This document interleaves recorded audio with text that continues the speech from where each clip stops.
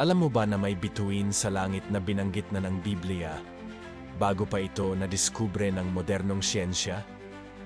Oo, may Orion sa langit at una itong idineklara ng salita ng Diyos.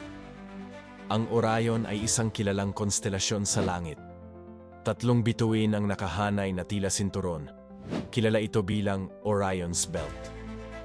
Pero bago pa ito nabigyang pangalan ng mga astronomer, sinabi na ito ng Diyos kay Job.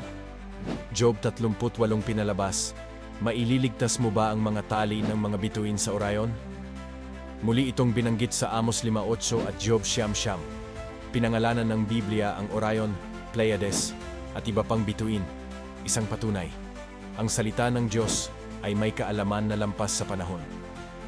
Hindi ito basta aklat ng relihiyon, ito ay aklat ng katotohanan. Ang langit ay nagsasalita, at ang Biblia una nang nagsabi. Kaya kung nais mong tuklasin ang mga hiwaga ng siyensya, kasaysayan at pananampalataya, dito ka muna, salita ng Diyos.